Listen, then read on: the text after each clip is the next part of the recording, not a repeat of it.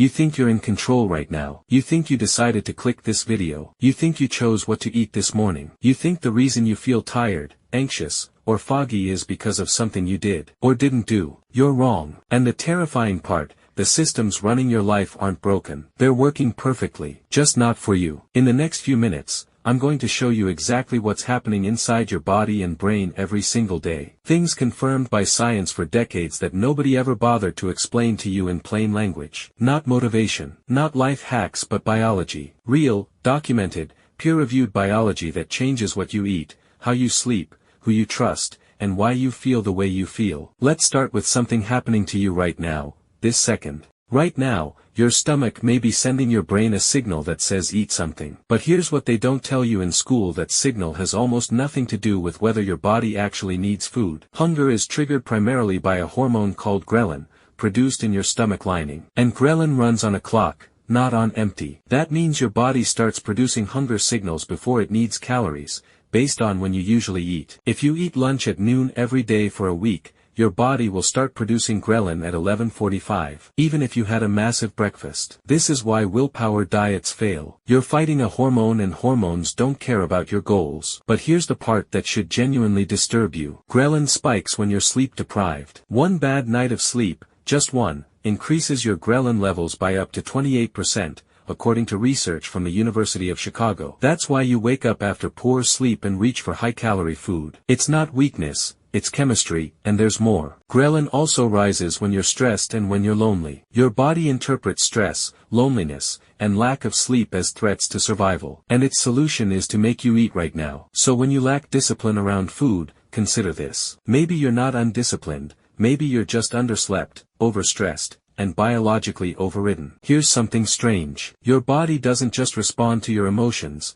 it creates them. Holding an open, expansive posture for just 2 minutes has been shown to alter hormone levels. Testosterone up, cortisol down. People felt more confident, more decisive, and performed better under pressure. Your posture sends signals to your brain, not the other way around. When you slouch, your body interprets it as defeat. Serotonin levels drop, breathing becomes shallow, and your voice changes. Studies show slouching reduces your vocal resonance, making you sound less authoritative, even to yourself. This is called embodied cognition. The physical state you hold your body in is actively shaping your thoughts, your confidence, and the quality of your decisions right now. People who sit in collapsed postures during job interviews are rated as less competent even by interviewers who were told to be objective. So ask yourself, how long today have you been sitting in a position that's been telling your brain you've already lost because your brain believed it? Ask yourself, what did you have for dinner 3 Tuesdays ago? You probably can't remember. That's normal. But here's what's not normal and deeply unsettling. Memory research from the past 30 years has confirmed something that upends how we think about our own minds. Human memory is not a recording,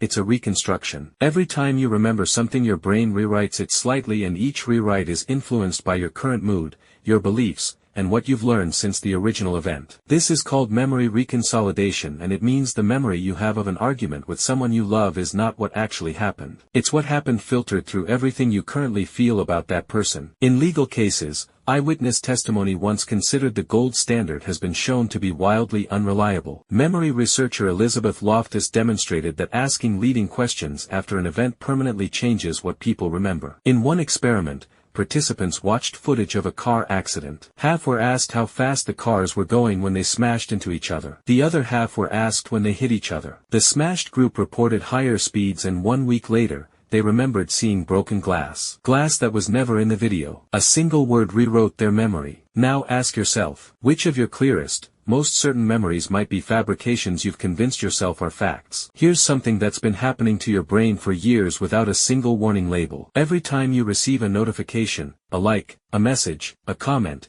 your brain releases a small burst of dopamine. The same chemical released during sex, eating sugar, or taking certain drugs. And here's what phone companies know and never advertised. Unpredictability amplifies dopamine release. This is the same mechanism behind slot machines. When rewards are random and intermittent, the dopamine spike is higher, and more addictive than predictable rewards. Your feed is a slot machine. Your notifications are pulls of the lever. But here's the long-term cost nobody talks about. Chronically elevated dopamine through constant stimulation blunts your brain's dopamine receptors over time. This is called receptor downregulation. The result: activities that used to feel rewarding, reading, conversation, exercise, cooking, creating, begin to feel flat, boring, effortful, not because you've changed, because your brain recalibrated its minimum threshold for pleasure. The clinical term for this state is anhedonia, the inability to feel pleasure from previously enjoyable activities. It's a documented symptom of addiction, and mild forms are now being observed in teenagers who have never touched a drug. You are not bored with life. You have been overstimulated until life feels boring. Your brain has one primary directive: keep you alive, not happy, not successful, not loved, alive. For most of human history, the number one threat to your survival wasn't disease or predators. It was social rejection. Being cast out from the tribe meant death. No food, no shelter, no protection. So your brain evolved a powerful system to prevent rejection. Hypervigilance to social threat. This system is called the social threat detection network, and it is always running. It's why you replay awkward conversations for hours. Why one piece of negative feedback stays with you longer than 10 pieces of praise. This is called negativity bias, and it exists because threats historically mattered more than rewards. It's why public speaking activates the same neurological fear response as physical danger. Your brain registers they might reject me and I might die on nearly identical threat circuits. But here's where it becomes actively destructive in modern life. You feel rejection when someone doesn't text back. You feel shame after posting something online. You feel anxiety before meetings with people who have zero power over your survival. Because your brain cannot easily distinguish between social threat and physical threat. Your cortisol spikes. Your sleep degrades. Your immune response weakens. Loneliness increases mortality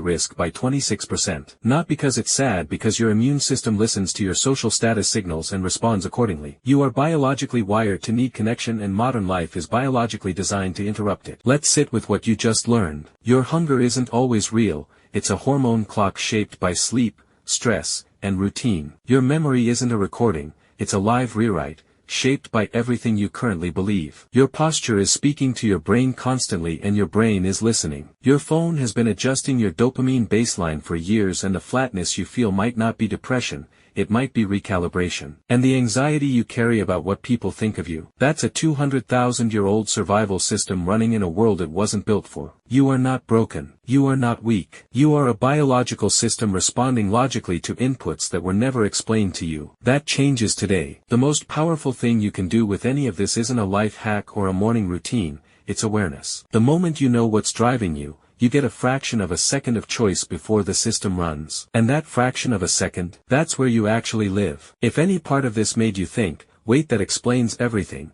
share it with one person who's been blaming themselves for something their biology was causing. See you in the next one.